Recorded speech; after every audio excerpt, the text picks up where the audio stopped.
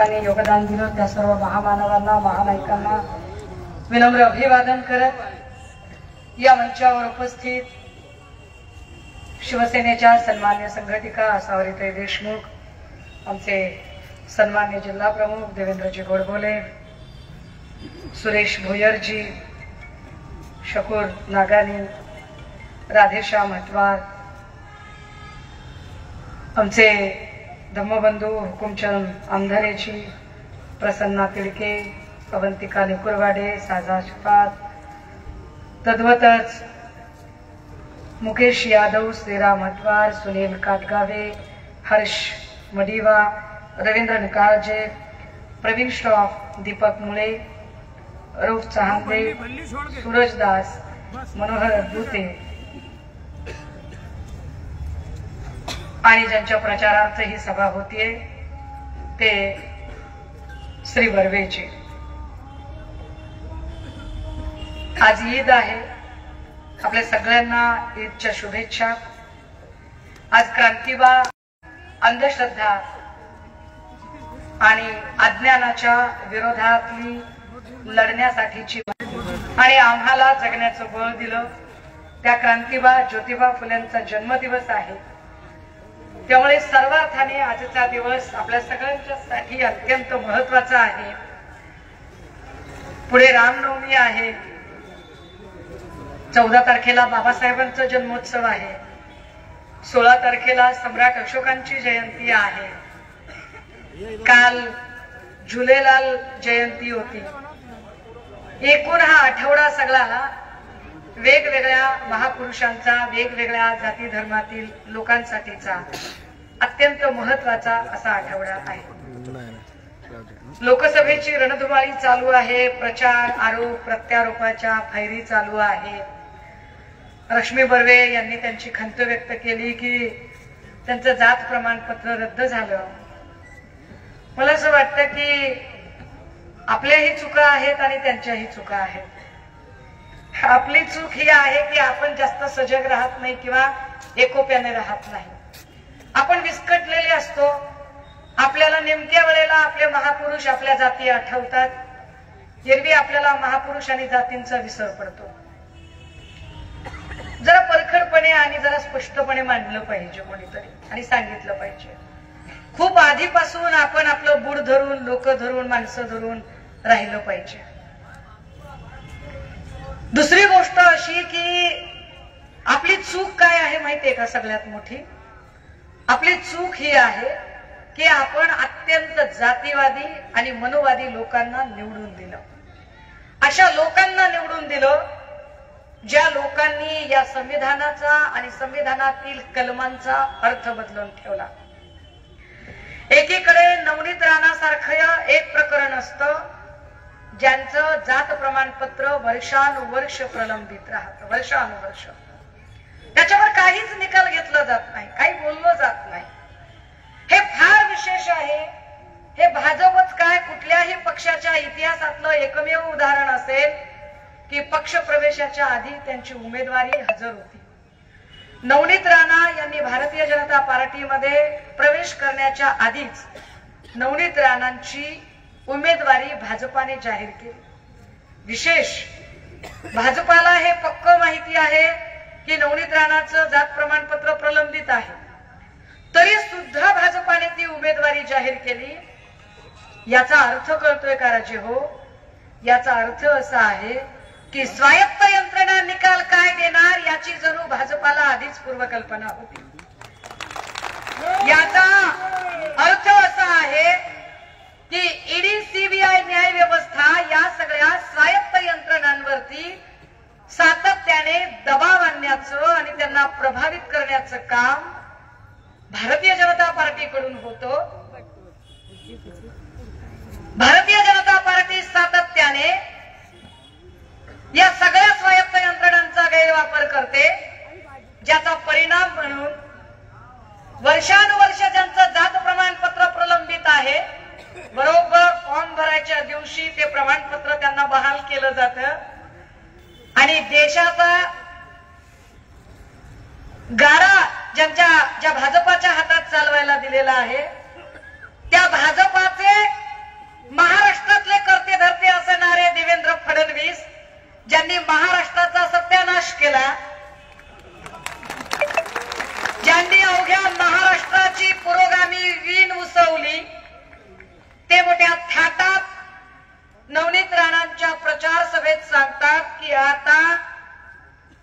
भाऊंचं थोबाड फुटलं असेल.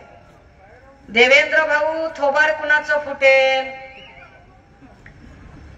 ज्या रश्मी बर्वेंच्या जात प्रमाणपत्राचा इथं विषय झाला त्या स्वतः सांगतात की 2012ला तुम्हाला माझं जात प्रमाणपत्र दिसलं नाही. 2012ला जात प्रमाणपत्र व्हॅलिड होतं. मागच्या वेळेलाही ते जात प्रमाणपत्र 19लाही व्हॅलिड होतं. आज अचानक जेव्हा लोकसभेची उमेदवारी जाहीर होते तेव्हा मात्र ते इनव्हॅलिड होतं. असा नेमका कोणता कायदा, कोणतं कलम, कोणती प्रोसिजर देवेंद्रजींनी त्याच्यासाठी शिरोधार्य मानली? याचं उत्तर देवेंद्रजींनी दिलं पाहिजे. विशेष नेमकी जात प्रमाणपत्राची कारण दाखवून जी उमेदवारी रद्द करण्याचा प्रयत्न झाला, फॉर्म भरण्याची तारीख संपली, न्यायालयीन प्रक्रियेचा भाग म्हणून न्यायालयाकडे धाव घेतली आणि न्यायालयाने सांगितलं की याला स्थगिती आणा. पण तोपर्यंत फॉर्म भरण्याची तारीख निघून गेलेली आहे. काय गलिच्छ राजकारण केलं जातं. देवेंद्रजी काय न्यायालयाच्या वर इतके हुशार झाले का? आणि देवेंद्रजी हुशार आहेत असं नरेटिव्ह कोणाला ठरवायचं असेल तर त्यांनी नीट समजून घ्या राजे हो. देवेंद्रजी हुशार नाहीत बरं का. म्हणजे एक त्यांचे भक्तुल्ले किंवा भाजपच्या आयटी सेल मधनं एक असं नॅरेटिव्ह सेट केलं जातं की देवेंद्र फडणवीस म्हणजे अत्यंत हुशार माणूस आहे. नाही, देवेंद्र फडणवीस म्हणजे हुशार माणूस नाही, देवेंद्र फडणवीस म्हणजे कपटी माणूस आहे. हे नीट समजून घ्या. देवेंद्रजींच्या संबंधाने काही त्यांचे भक्तुल्ले आणि आयटी सेलचे आणि भाजप सेलचे लोक म्हणतात की ते चाणक्य आहे. मला ते चाणक्य सुद्धा अजिबात वाटत नाही. चाणक्य कोण असतो राजे हो? चाणक्य म्हणजे आपल्या भाषेमधला किंगमेकर. चाणक्य कोण असतो? जो नेते घडवतो तो. की नाही, नेते घडवतो तो. उदाहरणार्थ सन्मान्य पक्षप्रमुख आता उद्धव साहेब आहेत आमचे. वंदनीय बाळासाहेबांच्या बद्दल जर बोलायचं झालं किंवा वंदनीय बाळासाहेबांनी नेते घडवले का, तर आपण दनादन यादी सांगू शकतो. अमरावतीचे अनंतराव अडसूळ असतील, शिरूरचे आढळराव पाटील असतील. आता एक अतिशय ज्यांची राळगाळ झाली आहे. आमच्याकडे असताना खरंच वाघ होता, पण आता बिचारे अगदीच म्हणजे अगदीच राळगाळ झाली. असे नारायण राणे असतील, भुजबळ असतील, चंद्रकांत खैरेजी असतील, काल ज्यांनी बिनशर्त पाठिंबा दिला ते राज ठाकरे असतील, किंवा या राज्याचे अत्यंत कर्तव्यदक्ष मुख्यमंत्री उद्धव साहेब असतील. हे सगळे नेते वंदनीय बाळासाहेबांनी घडवले. बाळासाहेबांनी नेते घडवले. पवार साहेबांनी नेते घडवले का? अलबत्त पवार साहेबांनी नेते घडवले. हसन मुश्रीफ असतील, विमान नागरी खातं ज्यांच्याकडे होतं त्यावेळेला 149 कोटीचा घोटाळा केला आणि तो घोटाळा वाचवण्यासाठी भाजपमध्ये गेलेले प्रफुल्ल पटेल असतील, दिलीप वळसे पाटील असतील, किंवा अगदी आता राज्याचे उपमुख्यमंत्री झालेले आणि ज्यांच्यावर 70,000 कोटीच्या घोटाळ्याचा आरोप भाजपने केला होता ते अजितदादा असतील. हे सगळे नेते कुणी घडवले? पवार साहेबांनी घडवले. देवेंद्रजींनी कुणाला घडवलं? देवेंद्रजींनी माणसं घडवली नाही राजे हो, चोरले चोरले चोरले चोरली माणसं. ह्याच्याकडचे दोन, त्याच्याकडचे दोन. आज नांदेडमध्ये अमित शाह बोलत होते. हा, अमित शाह पर्यंत जाण्याच्या आधी मला जरा सकाळचा एक क्रम सांगितला पाहिजे. झालं असं की खासदार रामदास तडस यांच्या सुनबाई माझ्याकडे आल्या आणि त्या म्हणाल्या, ताई माझ्याकडे आत्महत्या करण्याशिवाय काही पर्याय नाही, मला आता आत्महत्याच करावी लागेल आणि मी 20 तारखेला आत्महत्या करणार आहे. म्हणलं काय झालं आणि 20 तारीखच का? त्यांनी सांगितलं 20 तारखेला वर्ध्याला मोदीजी येत आहेत आणि ते म्हणतात की मोदी का परिवार, मोदी का परिवार, क्या मैं उनके परिवार की बहन बेटी नहीं हूं क्या? उन्होंने जिनको प्रत्याशी बनाया है वो प्रत्याशी अपने परिवार को नहीं देख रहा है. सुनेलाच आपल्या वाऱ्यावर सोडलं. म्हटलं बाई उद्या या, आपण बोलूया. आज त्या माध्यमांच्या समोर बोलल्या. जशाही आज त्या माध्यमांच्या समोर बोलल्या, बघा हा गिरगीट कसे असतात, कसे रंग बदलतात. पहिलं स्टेटमेंट होतं रामदास तडसचं आणि पंकज तडस म्हणजे त्यांच्या मुलाचं. उलट आम्ही असं म्हटलं की बाबा याच्यात राजकारण आणू नका, आमचं काही वर्ध्याला उमेदवार आहे का शिवसेनेचा? नाही. इथे आमचा उमेदवार आहे का? नाही. काल आम्ही गोंदियाला सभा दिली, आमचा उमेदवार आहे का? नाही. पण शिवसेनेची माणसं अत्यंत दिलदार आणि प्रेमळ माणसं आहेत. आम्ही जीवाला जीव देणारे आणि वाकड्यात गेला तर त्याला सरळ करणारी माणसं आहोत. आम्ही महाविकास आघाडीचा धर्म पाळायचा म्हणून आम्ही आलो. राजकारण करायचं असतं तर रामदास तडसच्या सुनेला आम्ही वर्ध्याच्या सभेमध्ये उभं केलं असतं, पण तसं केलं नाही. काल त्या गोंदियाच्या तिथे आल्या त्यावेळेला आम्ही त्यांना आज माध्यमांच्या समोर आणलं आणि रामदास तडस आणि पंकज तडस सांगायला लागले. पहिल्यांदा तर म्हणाले हा हनी ट्रॅप आहे. असा कसा हनी ट्रॅप होतोय बरं? हनी ट्रॅप मध्ये इथपर्यंत प्रकरण जाते होय की आधी ती माऊली तुम्हाला बोलते, तुम्ही तिच्याशी लग्न करता, लग्न केल्यानंतर तिचा पहिला गर्भपात करवता, त्याच्यानंतर तिला दुसऱ्यांदा दिवस जातात, ती म्हणते नाही मला बाळ पाहिजे, तिचं बाळ 17 महिन्यांचं होतं, तोपर्यंत तुम्हाला हनी ट्रॅप आठवत नाही. 5-10 वर्ष हनी ट्रॅप आठवत नाही आणि आता हनी ट्रॅप 2 तासाने परत सांगतो रामदास तडस आणि पंकज तडस. नाही आम्हाला खंडणी मागितली, परत 2 तासांनी ती सांगते की मला 1 रुपया नको, काही नको, माझ्या बाळाला फक्त नाव पाहिजे, मला तुमचं काही नको, मला फक्त सुरक्षितता द्या. मग 2 तासांनी पुन्हा सांगतात नाही नाही म्हणे आमचं न्यायप्रविष्ट प्रकरण आहे, न्यायालयात ठरवू. ते माऊली सगळे कागदपत्र दाखवते, कुठलंही न्यायप्रविष्ट प्रकरण नाहीये. मग पुन्हा सांगतात नाही आम्हाला कुठे काय म्हणणं आहे, जर ते एकत्र नांदत असतील तर नांदू द्या. पंकज तडस सारखी माणसं, रामदास तडस सारखी माणसं जी महिलांना अपनी पैर की जूती समजते है, अशा लोकांना भाजपा उमेदवारी देते, जे महिलांचा सन्मान करू शकत नाहीत, महिलांचा सन्मान त्यांच्या गावी सुद्धा नाही. तिकडे चंद्रपूरमध्ये मोदीजींच्या उपस्थितीमध्ये सुधीर मुनगंटीवार बोलायला उभे राहतात. मला त्या शब्दांचा पुनरुच्चार करणं सुद्धा किळसवानं वाटतं, कारण आम्ही सुसंस्कृत आणि सभ्य माणसं आहोत. इतक्या गचाळ आणि घाणेरड्या पद्धतीने सुधीर मुनगंटीवार महिलांबद्दल बोलतात. अशी लोक काय महिलांना सन्मान देतील?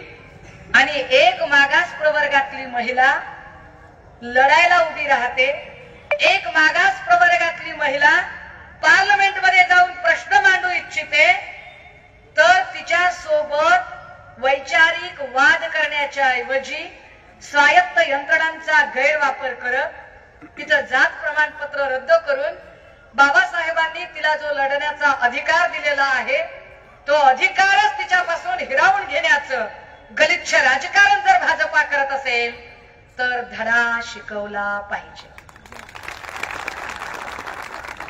धडा का शिकवायचा आहे?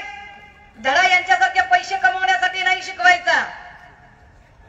त्या पैशांवर आता मला जास्त बोलायचं नाहीये, पण शिंदे साहेबांनी गोविंदाला प्रवेश दिला. गोविंदाला जेव्हा प्रवेश दिला ना, तर मी गोविंदाची एकेकाळची फॅन बाबा, आवडायचे आपल्याला त्याचे कॉमेडी पिक्चर. त्याचं एक गाणं त्यावेळेला गाजलं होतं, आओ सिखा दूं तुम्हें अंडे का फंडा, ये नहीं प्यारे कोई मामूली फंडा. आता गोविंदाला गाणं वेगळं म्हणावं लागतंय.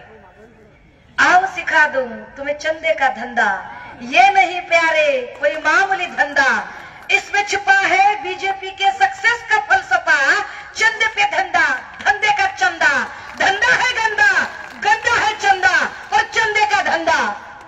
इलेक्ट्रॉल बॉन्डच्या नावाखाली ज्यांनी चंदा जमा केला ती भाजपा फक्त सत्ता मिळवायची म्हणून नाही, स्वायत्त यंत्रणांचा गैरवापर करते म्हणून भाजपा हरवायची आहे. फक्त रश्मी बर्वे किंवा बर्वे यांना निवडून आणायचंय म्हणून भाजपा हरवायची असं नाही, तर ज्यांनी इलेक्ट्रॉल बॉन्डच्या नावाखाली एवढा मोठा घोटाळा करत इथल्या भारतीयांची फसवणूक केली त्यांना धडा शिकवायचा आहे. फक्त एक खासदारकीची जागा मिळवायची म्हणून ही निवडणूक नाही, तर ज्यांनी जाणीवपूर्वक जात आणि धर्मांमध्ये दंगली पसरतील असं वातावरण तयार केलं. भाजपच्या ब्रिगेड मधली काही नावं आठवा, राणे, राणा, कंबोज,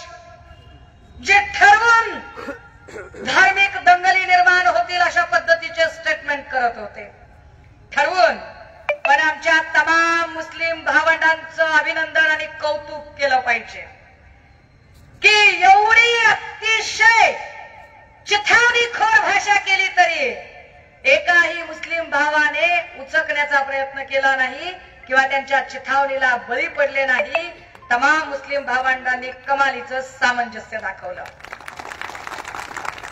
तर त्याच्या पुढे त्यांनी काय राजकारण करावं? त्याच्या पुढचं राजकारण केलं त्यांनी की जर हिंदू मुस्लिम दंगल वाढत नसेल तर चला मग मराठा ओबीसी वाद पेटवता येतो का? तो वाद पेटवण्याचा प्रयत्न भाजपाने केला.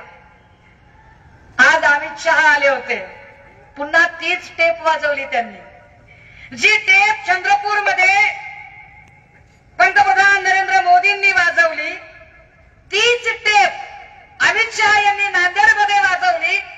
आणि टेप वाजवताना ते असं म्हणाले की नकली शिवसेना, नकली राष्ट्रवादी. किसकी नकली भाई? कौन नकली कौन असली और तय कौन करेगा? तय करने वाला तो कम से कम असली चाहिए ना. तय करने वाला गुजरात का तरीपार जो सांगतो असली नकली तो मुला किती नकली आहे ते बघा.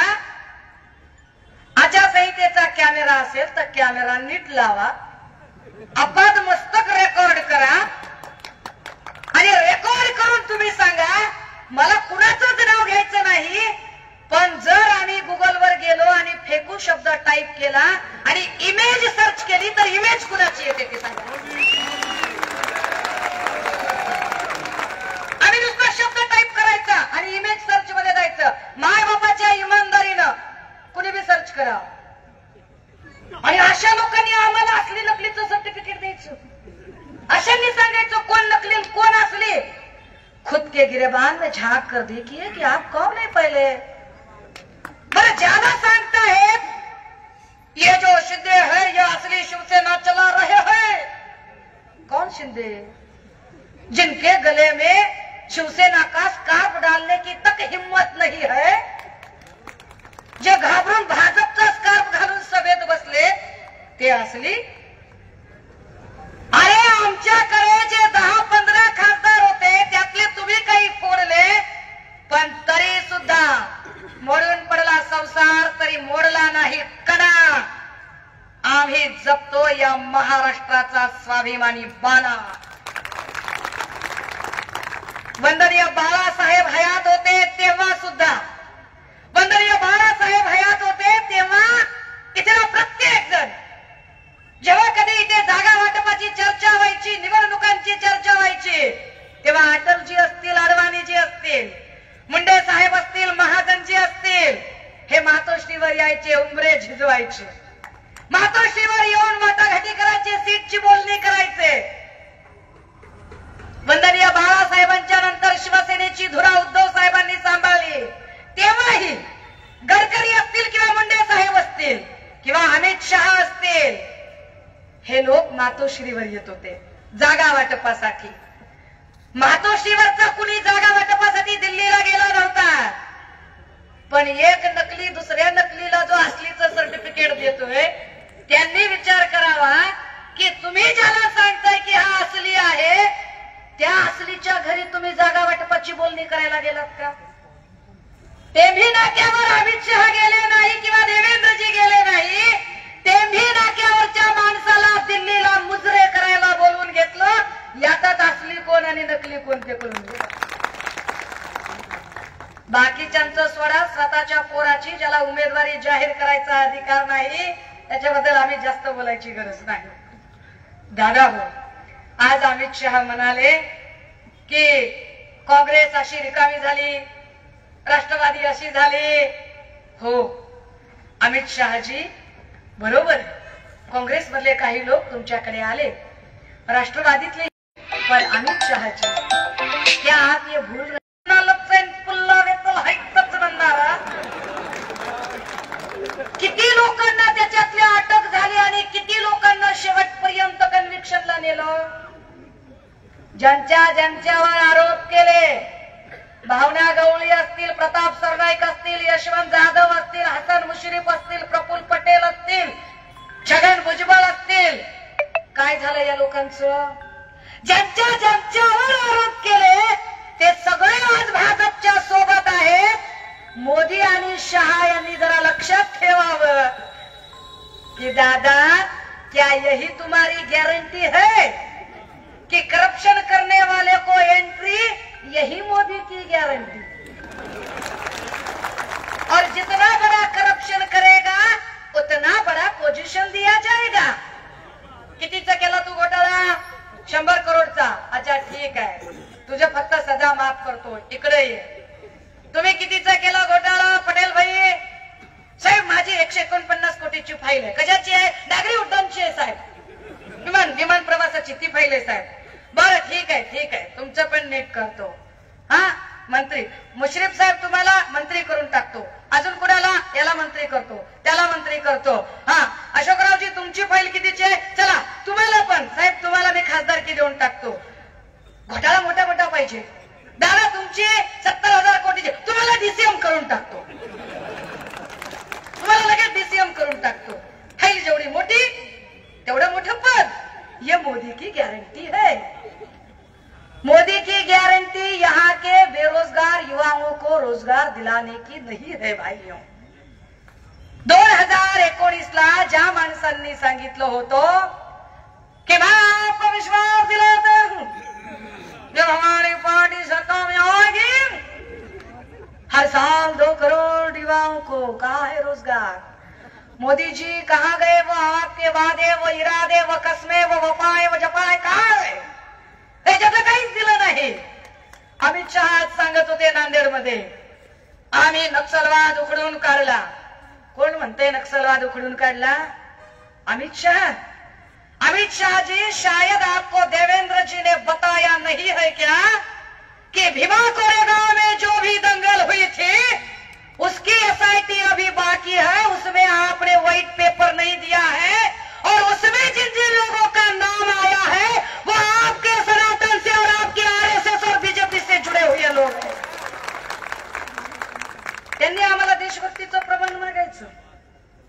आरएसएस वाल्यांनी, जे आरएसएस वाले कधीच कुठेच नव्हते स्वातंत्र्याच्या लढ्यात, ते आम्हाला प्रमाण मागणार आमच्या देशभक्तीचं आणि ते सांगणार इस देश में रहना है तो वंदे मातरम कहना होगा। अरे म्हणायचं का नाही ते आम्ही ठरवू ना, तू कोण सांगणार? हा देश, ही धरती आमची आई आहे ना, आमच्या आईवर प्रेम आहे का नाही ते आम्ही ठरवू ना, ते तुला सांगायची काय गरज आहे? विचार करण्यासारखी गोष्ट आहे की समजा मी माझ्या आई सोबत रस्त्याने चालले आणि मला एखादा आगंतुक विचारतो काय तुमच्या आईवर प्रेम आहे का? I am not answerable. मी त्याला उत्तर द्यायची गरज नाहीये, सांगायची गरज नाही की माझ्या आईवर प्रेम आहे का नाही। मोहब्बत दिलों का एहसास है, वो जताया नहीं जाता, वो महसूस किया जाता है। त्यांना कळलं पाहिजे की आमच्या आईवर बहिणीवर प्रेम आहे, हे आम्हाला तुमच्यासारखं प्रदर्शन करायची गरज नाही आणि प्रदर्शन करणारे नाते टिकवतही नाहीत। मोदीजींनी प्रदर्शन करत भावना गवळींच्या हातून राखी बांधली आणि टिकवलं कुठं नातं? कापलं ना भाऊ तिकीट त्यांचंच। हे असे प्रदर्शन करणारे लोक नाती टिकवत नसतात, हे बोल घेवडे लोक नाती टिकवत नसतात। अमित शहा म्हणाले की आम्ही नक्षलवाद, अजिबात काय तुम्ही नक्षलवाद कशाचा उखडून काढता, काय करता? नक्षलवादाच्या नावाखाली जर दलित आपल्या हक्काबद्दल बोलला तर त्याला नक्षलवादी ठरवायचा आणि मुसलमान आपल्या हक्काबद्दल बोलला तर त्याला आतंकवादी ठरवायचा। हे न्यू मॉडस ऑपरेंडसी भाजपाने इथे आणली। ते भाजपाई आम्हाला सांगणार राजे हो, मला एक कळतं गड्या, मी हे इलेक्शन उमेदवार कोण आहे यासाठी लढतच नाही। मी जी राज्यभर फिरते ती उमेदवार निवडून यावा यासाठी फिरतच नाहीये। मी फिरते माझ्या हक्कासाठी, माझ्या व्यक्तित्व विकासासाठी, माझ्या 10 पिढ्यांच्या जगण्यासाठी एक आश्वासक कवच जे भारतीय संविधान इथं तयार झालं ते संविधान वाचवायचं असेल तर भाजप हरली पाहिजे, हा मनोदय मनाशी बाळगलाय म्हणून मी लढतो। ज्या पद्धतीचं गलिच्छ राजकारण हे लोक करतात आणि त्या गलिच्छ राजकारणामध्ये ते सांगतात की हा पक्ष तो पक्ष, अरे या सगळ्या पक्षावर आरोप करणारे तुम्हीच होतात आणि या सगळ्या पक्षातले भ्रष्टाचारी आपली लेकरं उघडी नागडी फिरायला लागली, दुसऱ्याची लेकरं मांडीवर घेऊन फिरायला लागली. त्या श्रीकांत भारतीला तिकीट पाहिजे होतं, त्याला तिकीट दिलं नाही.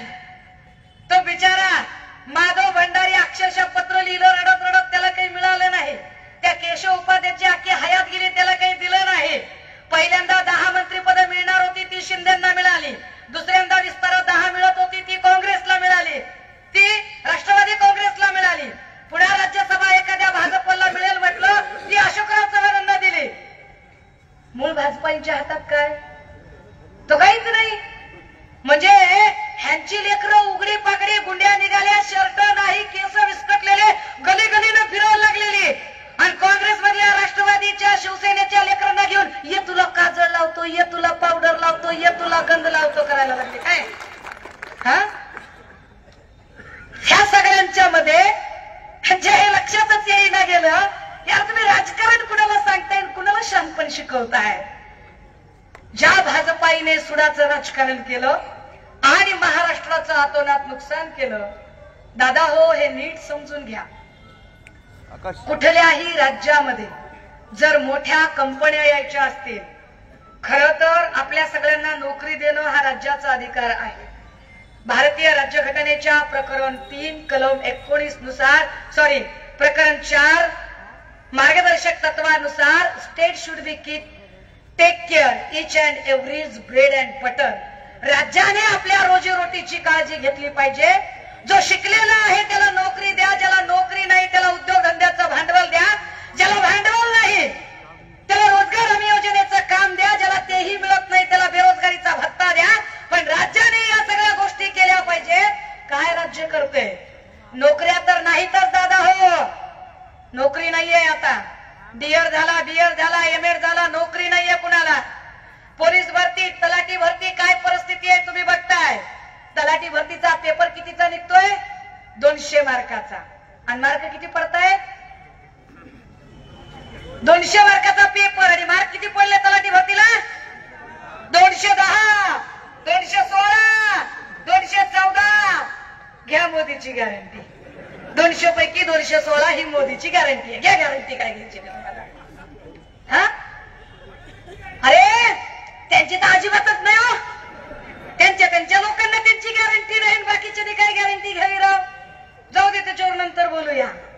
दादा हो, हे नीट समजून घ्या की स्टेट बँक ऑफ इंडिया सांगते की आमच्याकडे सगळ्यात जास्त पैसा कशाचा आहे, तर ते म्हणतात होम लोनचे पैसे नाहीत, व्हेकल लोनचे पैसे नाहीत, फिक्स डिपॉझिटचे पैसे नाहीत, सेव्हिंग अकाउंटचे पैसे नाहीत.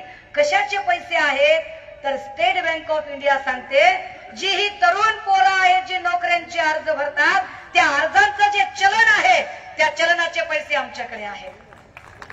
काय कमाल आहे. म्हणजे समजून घ्या की जर 500 जागा जर पोलीस भरतीच्या निघाल्या किंवा 200 जागा जर तलाठी भरतीच्या निघाल्या, तर 200 जागांसाठी किमान 50,000 पोरं अर्ज करतात. 50,000 पोरं जेव्हा अर्ज करतात, एक अर्ज भरण्यासाठी किमान 1,000 रुपयाचं चलन लागतं. अर्ज कम्प्युटरला भरायला 200 रुपये वेगळे घेतात. आणि परीक्षा गावात होत नाही, परीक्षा जिल्ह्याच्या ठिकाणी होते. जायला यायला त्या लेकराला 500 वेगळे ठेवावे लागतात. एक परीक्षा त्याला 1,500 ते 2,000 रुपयात पडते. एवढं करून ते लेकरू परीक्षा देतं. बापाला वाटतं आता आपले कष्ट संपतील, आपलं पोरग शिकायला नोकरी लागते. आईला वाटतंय आता आपले कष्ट संपतील, आपलं पोरग नोकरीला लागणार आहे. लेकरू डोळे फोडून अभ्यास करतं, परीक्षा देतं, पेपर देऊन घरी येतं. आणि सकाळी उठून टीव्ही लावल्यावर टीव्हीवर बातमी काय असते? पेपर फुटला, पेपर लिकेज झाला, पुन्हा परीक्षा होणार. अरे पण पेपर फुटला, पण 50,000 लेकरांनी जे 1,000 रुपये चलन भरलं ते परत कोण देणार? हा केवढा मोठा घोटाळा आहे. या घोटाळ्यावर का भाजपा बोलत नाही? ज्या तरण्यात त्या लेकरांच्या तोडचा तुम्ही घास हिरावून घेता, यावर मोदी, शाह आणि त्यांचे भक्तुल्ले आणि त्यांनी नेमलेली त्यांची इथली माणसं का बोलत नाही? आणि आता पण तरी सुद्धा अजून एक गोष्ट लक्षात घ्या राजे हो, हे जे म्हणतात ना 400 पार वगैरे, काय डोक्यात ठेवू नका. माइंड गेम आहे सगळा. ऍडव्हर्टायझिंग आहे, प्रोपोगंडा आहे, तुम्हाला डिमोरलाइज करायचा प्रयत्न आहे. हे काही 400 पार होत नाही. तिकडे तमिळनाडूमध्ये हे 0 आहे, केरळमध्ये यांना कुणी घुसू देत नाही, पश्चिम बंगालमध्ये ममता दिदी तट देऊन लढतायत, तिकडे तेजस्वी शड्डू ठोकून आहे, केजरीवालची भीती वाटते म्हणून आत टाकलेलं आहे. आंध्र कर्नाटक मधली परिस्थिती तुम्हाला माहित आहे. एवढा अख्खा दक्षिण भारत 0 असताना हे काही 400 पार होत नाही. इकडे तर 40 पार अजिबातच होत नाही महाराष्ट्रामध्ये. हे जे 40+ तर सांगतायत का गणित? कसे 40+ होतील? अहो देवेंद्रजींना जर कॉन्फिडन्स असता तर स्वतःच्या पक्षाचे उमेदवार त्यांनी दिले असते. 22 लोकांच्या यादीमध्ये 10 लोक बाहेरची दिली आहेत त्यांनी, जी काँग्रेस राष्ट्रवादी इकडून तिकडून आलेली आहेत. पहिला एक पक्ष फोडला, कॉन्फिडन्स आला नाही 40+चा. मग दुसरा फोडला राष्ट्रवादी, कॉन्फिडन्स आला नाही 40+चा. मग काँग्रेस मधले काही फोडले, कॉन्फिडन्स आला नाही 40+चा. मग काय केलं? मग ज्याचा एक बी आमदार नाही त्याचा पाठिंबा घेतला. तुम्हाला गंमत माहितीये का? गंमत, ओला आणि उबेरची स्वतःची गाडी नाही बरं का, पण ओला आणि उबेर सगळ्यांना ट्रॅव्हल सर्व्हिस पुरवतात. झोमॅटोचं स्वतःचं हॉटेल नाही राजा, पण झोमॅटो सगळ्यांना जेवण पोचवतो. आणि काही लोक असे आहेत ज्यांचा स्वतःचा एक बी आमदार नाही, ते पाठिंबा द्यायची भाषा करतात. असो असो, आपल्याला त्याच्यावर काहीच बोलायचं नाही. पण राजे, 2019ला आमच्या बोटाला आम्ही शाई लावली होती का चुना, अशी परिस्थिती विचार करण्यासारखी आमच्यावर आणली ती देवेंद्रजींनी. देवेंद्रजींच्या एकूण काळामध्ये ही जी आमची तरणीबाण लेकरं आहेत, ज्यांना नोकऱ्या नाहीये, ही सगळी लेकरं अंमली पदार्थांच्या विळख्यात अडकण्याची सगळी परिस्थिती निर्माण झाली. हजारो कोटीचा ड्रग्ज या महाराष्ट्रात सापडला, ज्यावर ना मोदी बोलतात ना अमित शहा चकार शब्द बोलतात. या हजारो कोटीच्या ड्रग्जचे साठे कसे काय सापडतात, पालकमंत्री म्हणून असणारे मंत्री काय करतात, यावर ते चकार शब्द बोलत नाहीत. आणि देवेंद्र फडणवीस सांगतात की आम्ही नेक्सस बाहेर काढू. 1 वर्ष झालं मी ड्रग्जच्या विरोधात लढते, कुठला नेक्सस बाहेर निघाला? कुणाला अटक झाली? काय बाहेर निघालं? काहीच नाही. फक्त ऍडव्हर्टाईज केली जाते की अच्छे दिन, कहा है अच्छे दिन? राजे हो, ऍडव्हर्टाईज कुणाची असते नीट समजून घ्या. ऍडव्हर्टाईज एखादं चांगलं पुस्तक आलं त्याची ऍडव्हर्टाईज होते का? एखादा चांगला संत, महापुरुष, समाज सुधारक आहे, ऍडव्हर्टाईज होते? नाही. ऍडव्हर्टाईज कशाची होते राजे हो? ऍडव्हर्टाईज बघा, तुपाची ऍडव्हर्टाईज तुम्ही सध्या जास्त बघताय की मॅकडोल आणि बिअरची ऍडव्हर्टाईज जास्त बघताय? ऍडव्हर्टाईज कशाची होते? वाईटाची ऍडव्हर्टाईज जास्त होते. जसं की पुस्तकांची ऍड होत नाही, कशाचीही चांगल्या हेल्दी प्रोडक्टची ऍड होत नाही. ऍड मोबाईलवर कशाची दिसते सारखं सारखं? जंगली रमी प्याव ना महाराज, जंगली रमी प्याव. वाईट आहे ना? वाईट आहे ना? वाईट आहे म्हणून जाहिरात केली जाते, नादाला लावलं जातं. भाजपा वाईट आहे, घातक आहे म्हणून जाहिरात करते. घातक आहे भाजपा. राजे हो, सगळ्याच जागांवरती महाराष्ट्रातल्या उमेदवार कोण आहे हे डोक्यात न ठेवता भाजपला हरवायचं हे जास्त डोक्यात ठेवावं लागेल.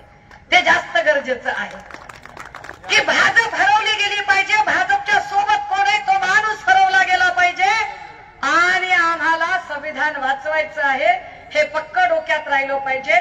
यासाठी तरी म्हणून आपण लढलो पाहिजे.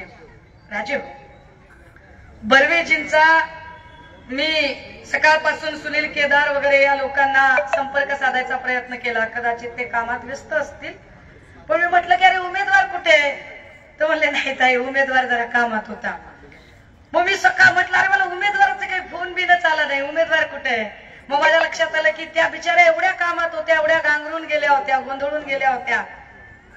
सांगण्याचा प्रयत्न काय आहे की इतकी साधी माणसं, सरळ माणसं, पण साध्या आणि सरळ माणसांनी सुद्धा आता कुस्त्यांचे डाव शिकावे.